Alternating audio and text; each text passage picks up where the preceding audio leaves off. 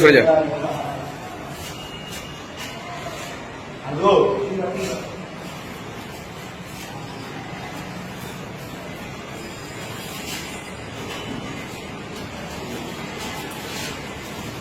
স্কুলের ইউনিফর্মে কপালে সিঁদুর, মুহূর্তের মধ্যে সোশ্যাল মিডিয়ায় ভাইরাল এক ভিডিও ঘিরে তুমুল বিতর্ক।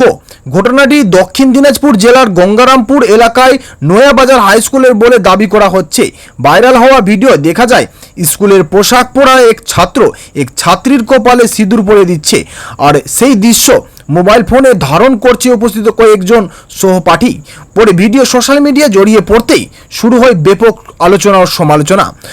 অনেক অভিভাবক ও স্থানীয় বাসিন্দার প্রশ্ন, শিক্ষা প্রতিষ্ঠানের মতো শৃঙ্খলাপূর্ণ পরিবেশ এমন ঘটনা কিভাবে ঘটল?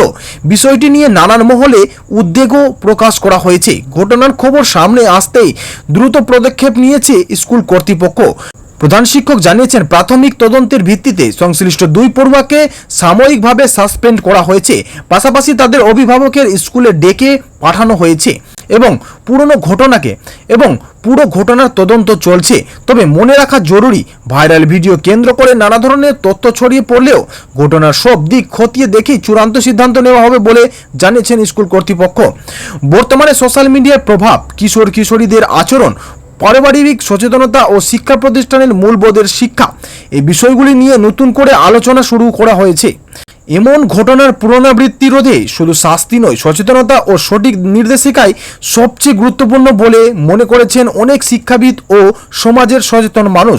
এখন অবধি যারা রিয়েলিটি অফ ইন্ডিয়াকে ফলো করেননি, অবশ্যই ফলো করে নেবেন এবং আমাদের পাশে থাকবেন। এরকম খবর পেতে সবার আগে রিয়েলিটি অফ ইন্ডিয়াকে ফলো করে নেবেন এবং ভিডিওটাকে নিজের কাছে সীমাবদ্ধ না রেখে ভিডিওটা শেয়ার করে চারিদিকে ছড়িয়ে দিন বন্ধুরা, এবং রিয়েলিটি অফ ইন্ডিয়াকে অবশ্যই ফলো করে নেবেন। ধন্যবাদ।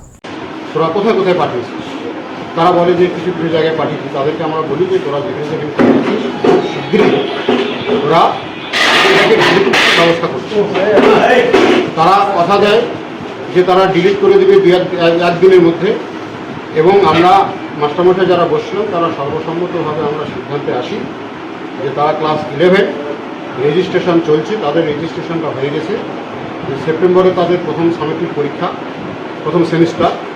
তো এই সেমিস্টার পরীক্ষার আগ পর্যন্ত তাদের ক্লাস সাসপেন্ড হবে, এটা আমরা সিদ্ধান্ত কোনো মতে সাপোর্ট করি না। এটা অত্যন্ত নিন্দনীয় ঘটনা। আমাদের অজান্তে ছুটির পরে তারা ঘটনাটা ঘটিয়েছে, ক্লাস চলাকালীন ঘটনাটা ঘটেনি। মর্নিং স্কুল হওয়ায় 11:30টায় ছুটি হয়ে যায়। আমাদের অনেক বড় বিদ্যালয়, আমাদের যে নাইট গার্ড আছে একদিক থেকে লাগাতে আস্তে আস্তে ঘটনাটা ঘটিয়ে ফেলেছে চোখের আড়াল। একজনের বয়সই কম, ছেলে 3টায় ক্লাস 11-এ পড়ে, মেয়েটা ক্লাস 7-এ পড়ে। ভাইরাল হওয়াতে আরও বিষয়টা আমাদের দিক থেকে অত্যন্ত লজ্জার হয়ে গেল আর কি।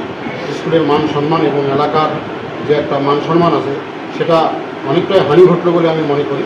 আমরা চেষ্টা করছি আগামী দিনে যাতে এরকম কোনো ঘটনা না ঘটে।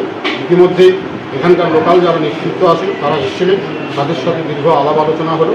তারা আমাদেরকে কড়া হাতে এইসব বন্ধ করার অনেকটা হাত খুলে করার তারা স্বাধীনতাও দিয়ে গেলেন, যেটা আগে অনেক সময় আমরা করতে চাইলেও করতে পারিনি, আমাদের হাতটা অনেকটা বাধা ছিল। তারা অনেকটা আমাদেরকে আশ্বস্ত করে গেলেন যে আপনারা আপনাদের মতো শাসন করবেন, বিদ্যালয়কে সুশৃঙ্খল রাখার জন্য, পঠন ভালো করার জন্য।